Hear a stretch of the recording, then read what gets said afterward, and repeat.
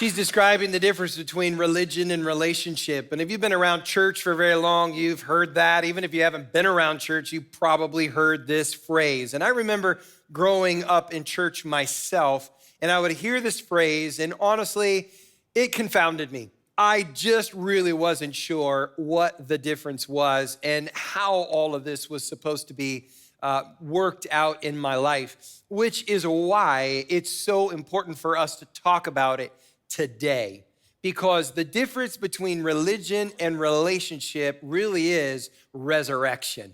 Because Jesus did not do what he did, go to that cross in your place, in my place, die a real death, stay in the grave 3 days. He didn't do that and then rise again on the third day in order to hand you a list.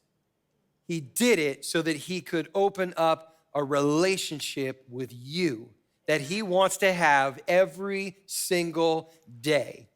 Now, my family, we love to go hiking, and it's kind of a combination of hiking versus climbing, and we don't do anything too crazy, but my son and my daughter and their best friend, Jack, we love to go and do this. And so when there's a faithful friend, Jeff, he's actually in this service today too. He's the guy who leads us and makes sure that we get to the top and nobody dies.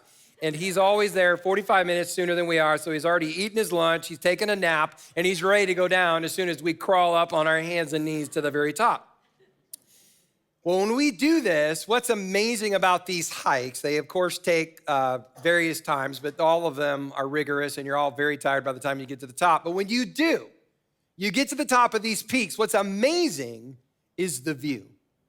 You see, the whole time up, I've been reading books about the trail that I'm gonna go on, and I've been looking at pictures and saying, oh, this is what you're gonna see here, this is what you're gonna see here, and you're gonna turn in the trail this way, and so I'm recognizing, I don't wanna get lost, and as you're going up, you're recognizing all of these things. But when you get to the top of this high height, you see the 360-degree panoramic view for yourself. This isn't the picture in the book. This is actually the picture now you are experiencing. You're seeing it through your own eyes. This is now your experience, and you realize there are very few people in the world that will ever actually see this by percentage. But I'm here, I'm experiencing it, I get to have this. And now I'm not just looking at pictures and saying, wow, that would really be nice. I'm not hearing stories about, yeah, that'd be really nice. Now I get to come down off the mountain and I get to tell people about what I saw, what I experienced, how breathtaking it was, and how worth it is to go right back up and experience it all over again. That's the difference between religion and relationship. One I get to experience, the other I'm just hearing about.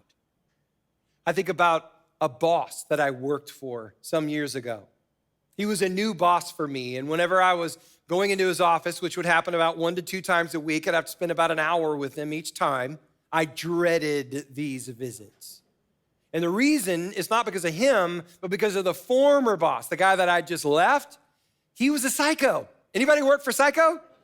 Okay, so Psycho turns your workplace into, right? And so Psycho trained me to not like the visits to the boss's office.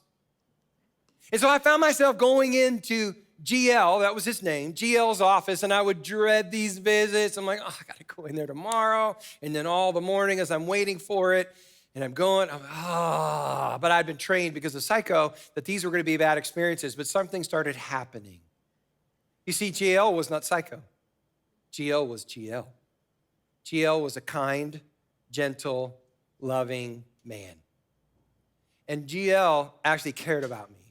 GL would treat me like a grandfather treats his grandson, and it was an amazing experience. And what started happening is over the course of months, I started recognizing, actually, I liked these moments with GL. I want more of them. Could I have 2, 3, 4 in a week? Because I love spending time with this guy.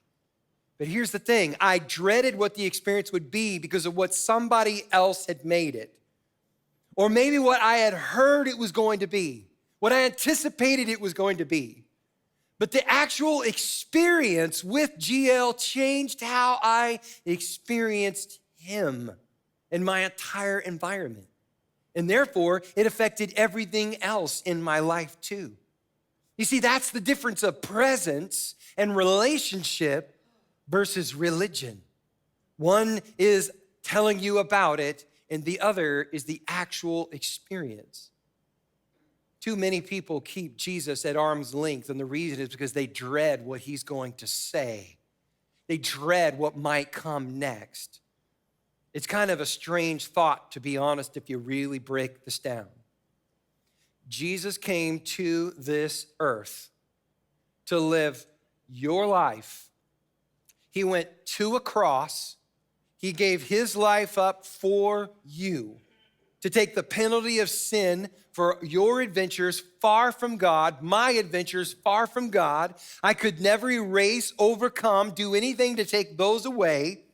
He took those to the cross, died in my place, and then raised again on the third day and offers me relationship with him. And somehow I'm thinking that the next thing out of his mouth is gonna be a bad thing? How did we get to this weird thinking? It's twisted. It is upside down from how it really is. But I'll tell you what it is.